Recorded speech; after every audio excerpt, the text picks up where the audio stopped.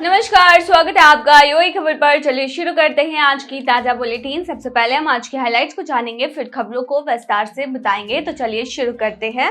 लेकिन उससे पहले अगर आपने अरब टाइम्स ऐप को डाउनलोड नहीं किया है तो फटाफट डाउनलोड कर लीजिएगा। डाउनलोड करने के लिए ज्यादा कुछ करने की जरूरत नहीं है। जाना है प्ले स्टोर पर, सर्च करना है अरब टाइम्स ऐप, वहां पर आपको ऐप दिख जाएगा। आप उसे आसानी से वहां से डाउनलोड कर सकते हो, तो डाउनलोड नाउ। यूएई ने लॉन्च किया नया एयरबोर्न ब्रिगेड कमांड। दुबई में बेल्जियम का ड्रग्स माफिया गिरफ्तार। सऊदी में भारतीय व्यक्ति को सुनाई गई है मौत की सजा। 1 जून 2025 से नया पोषण ग्रेडिंग सिस्टम होगा अबू धाबी में अनिवार्य। 42 साल बाद बंद हुआ दुबई का रेस्टोरेंट। और आखिर में जानेंगे क्या है आज के रियाल रेट्स, क्या है आज के गोल्ड रेट्स और क्या है आज के दिरहम रेट्स। तो चलिए डिटेल में बताते हैं।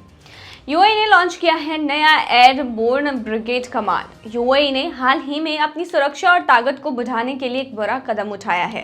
देश ने एक नया एयरबोर्न ब्रिगेड कमांड लॉन्च किया है जो सेना को और आधुनिक और सक्षम बनाएगा। यह नया ब्रिगेड खास तौर पर एयरबोर्न ऑपरेशंस के लिए तैयार किया गया है। इसका मतलब है कि ये फोर्स हेलीकॉप्टर और अन्य एयरक्राफ्ट का इस्तेमाल करके किसी भी मुश्किल परिस्थिति में तुरंत एक्शन ले सकेगी।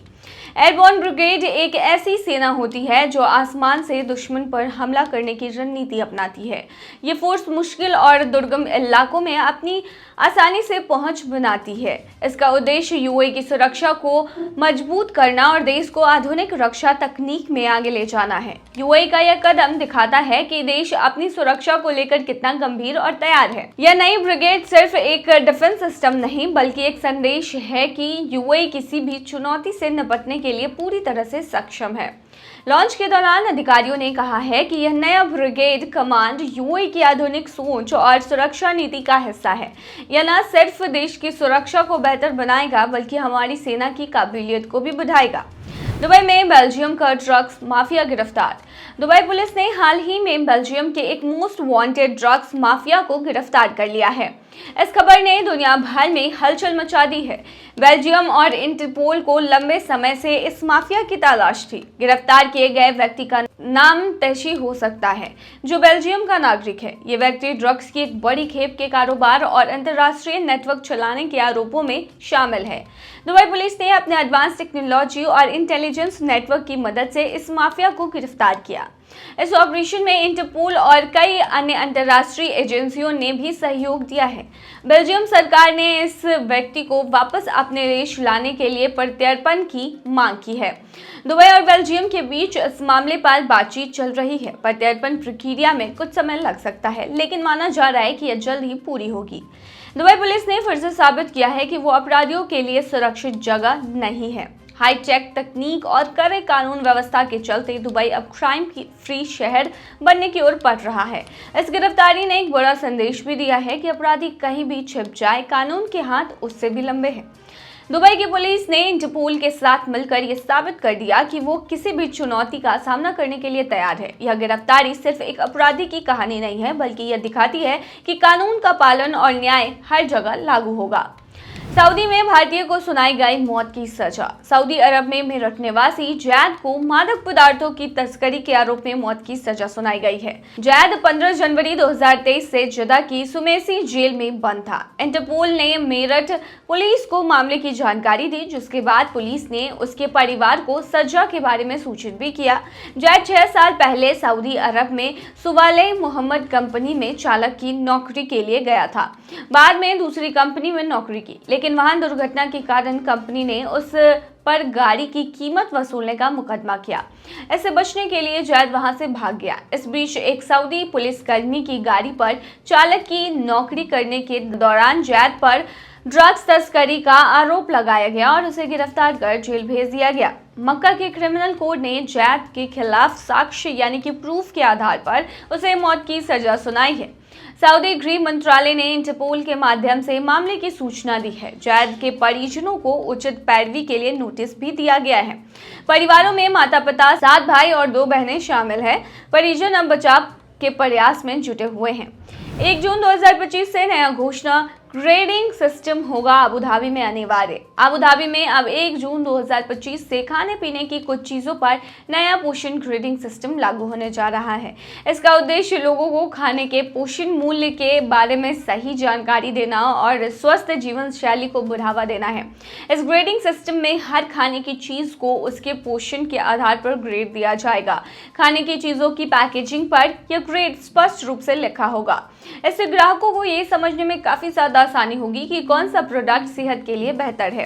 किस तरह की चीजों पर लागू होगा यह सिस्टम, तो बता दें यह नियम विशेष रूप से पैक्ड और प्रोसेस्ड फूड आइटम्स पर लागू होगा, जैसे कि जूस, स्नैक्स, पैक फूड्स आदि।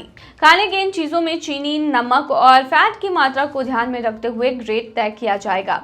लोगों का क्या फ़ायदा होगा, तो बता दें कि सही जानकारी मिलेगी। ग्राहकों को यह पता चल सकेगा कि वो जो चीज़ खा रहे हैं वो कितनी हेल्दी है। बीमारियों से बचाव हो सकेगा। इससे मोटापा, डायबिटीज़ और हृदय से संबंधित बीमारी जो है वो कम करने में मदद मिलेगी। स्वास्थ्य के प्रति जागरूक होंगे। यह सिस्टम लोगों को अपने खान पान के बारे में सोच समझकर फैसला लेने में हेल्प करेगा। 42 साल बाद बंद हुआ दुबई का रेस्टोरेंट। दुबई के एक मशहूर और 42 साल पुराने रेस्टोरेंट ने आखिरकार अपनी सेवाएं बंद कर दी हैं। ये रेस्टोरेंट सिर्फ खाने पीने की जगह नहीं बल्कि दुबई के लोगों की यादों का हिस्सा था।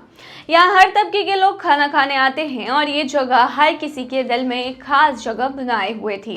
रेस्टोरेंट ने दशकों तक अपनी खास डिशेस और स्वाद के जरिए लोगों का दिल जीता है, लेकिन अब समय के साथ बदलती ज़रूरतों और हालात के कारण इसे बंद करना पड़ा। यहाँ का खाना सस्ता और स्वाद से भरपूर था। रेस्टोरेंट का माहौल सादगी भरा था, लेकिन अपनेपन का एहसास दिलाता था। ये जगह परिवार, दोस्तों और मजदूर वर्ग की पसंदीदा थी। रेस्टोरेंट के बंद होने की खबर सुनकर कई लोग भावुक हो गए।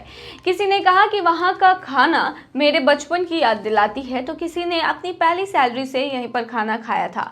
दुबई जैसे शहर में जहाँ नई नई चीज़ें जल्दी बदल जाती हैं, ऐसे रेस्टोरेंट कम ही बचते हैं जो इतने लंबे समय तक टिके रहें। ये रेस्टोरेंट दुबई की पुरानी यादों का एक हिस्सा बन चुका था।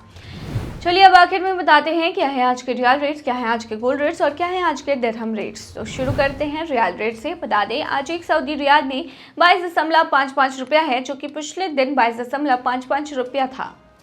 वहीं आज एक सऊदी रियाल में 36.10 नेपाली रुपीस थे, जो कि पिछले दिन 36.19 नेपाली रुपीस थे। वहीं एक सऊदी रियाल में 31.85 बांग्लादेशी टका था, जो कि पिछले दिन 31.90 बांग्लादेशी टका था। वहीं एक सऊदी रियाल में आज 73.96 पाकिस्तानी करेंसी है, जो कि पिछले दिन 73.95 पाकिस्तानी करेंसी थी। वहीं आज एक सऊदी रियाल में 22.57 भूटानी करेंसी है, जो कि पिछले दिन 22.62 भूटानी करेंसी थी।